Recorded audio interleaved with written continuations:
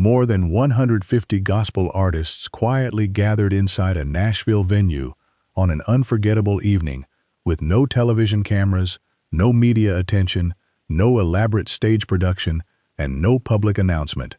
They came because Bill Gaither had personally called every one of them and invited them to share a single evening of music, fellowship, and gratitude. That simple invitation carried more meaning than any formal event ever could, revealing the deep respect and affection these artists held for the man who had spent decades bringing them together. Before a single note was sung, the atmosphere in the room was already filled with emotion.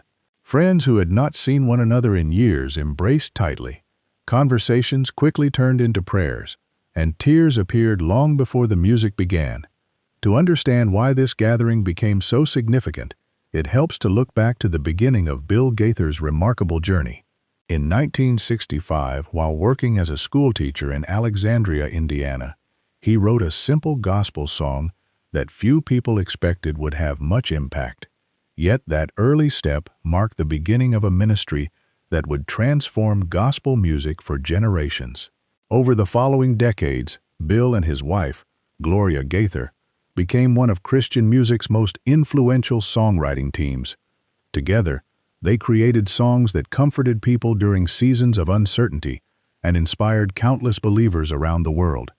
Among their greatest works was Because He Lives, written in 1971, during a time when they questioned what kind of world they were bringing their child into.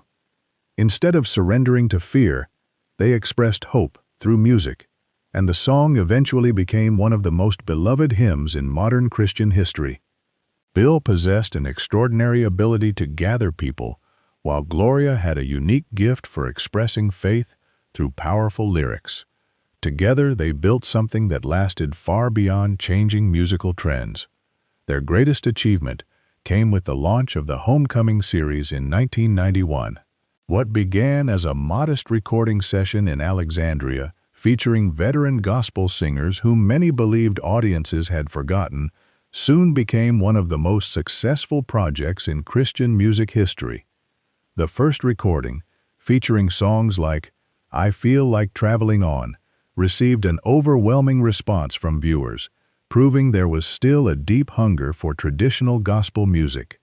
Within just a few years, millions of copies of the Homecoming videos had reached homes across America and around the world, introducing new generations to artists whose ministries might otherwise have faded into history.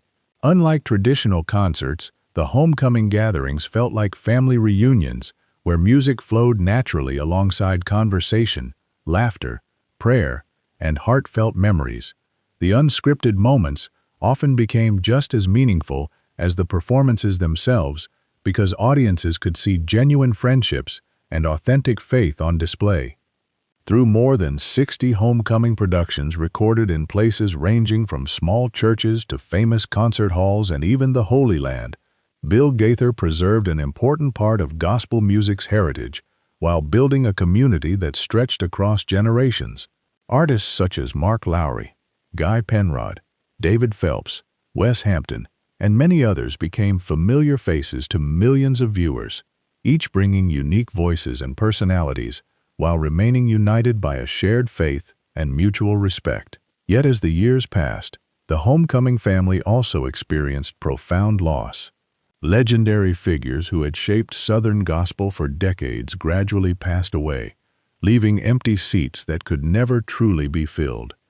Jake Hess, George Yonts, Howard Goodman, Vestal Goodman, and many other treasured friends departed one by one, reminding everyone that even the strongest communities must eventually face the pain of saying goodbye. Rather than allowing grief to separate people, Bill Gaither responded the only way he knew how, by bringing people together. He welcomed younger artists, while continuing to honor those who had gone before, ensuring that the legacy remained alive without forgetting its roots. Friends close to Bill noticed that, as the years advanced, his conversations became increasingly reflective. He spent more time thinking about the relationships that had been formed through the Homecoming ministry than about its commercial success. He wondered whether the artists who had devoted their lives to gospel music truly understood how deeply they had impacted ordinary people facing illness, loneliness, heartbreak, and loss. Those thoughts eventually inspired him to organize one final private gathering, unlike any homecoming event that had come before.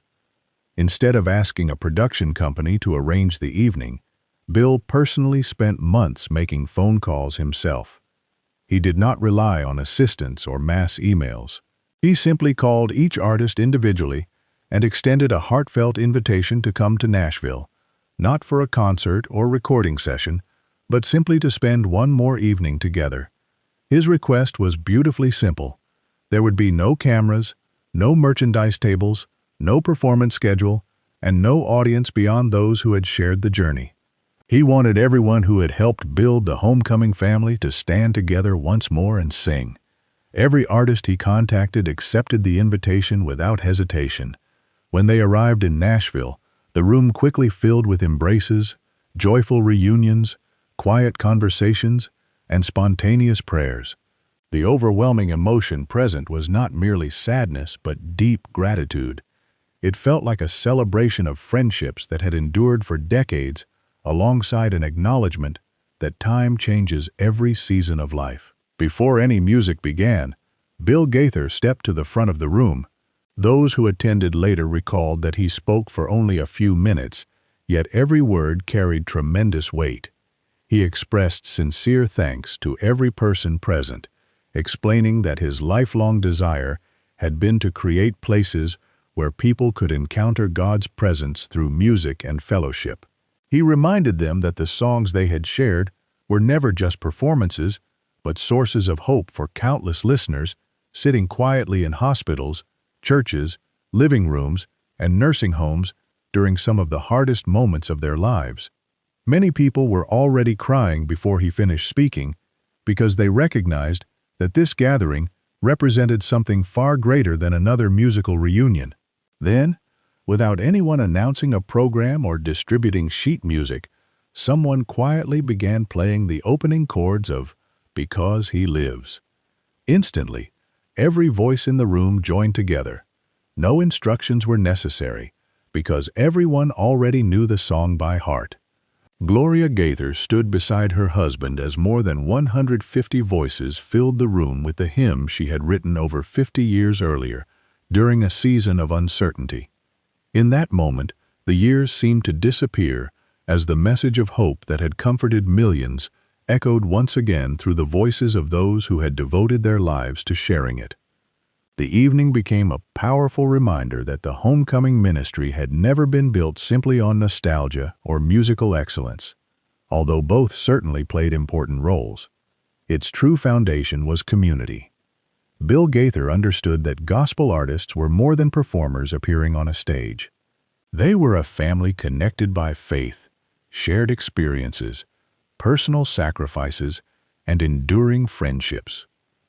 Throughout decades of ministry, they had supported one another through illness, celebrated victories together, mourned heartbreaking losses, and continued singing through every season of life. The Nashville gathering reflected everything Bill Gaither had spent his lifetime creating, a place where people could encourage one another, worship together, and remember that hope remains alive even as time passes.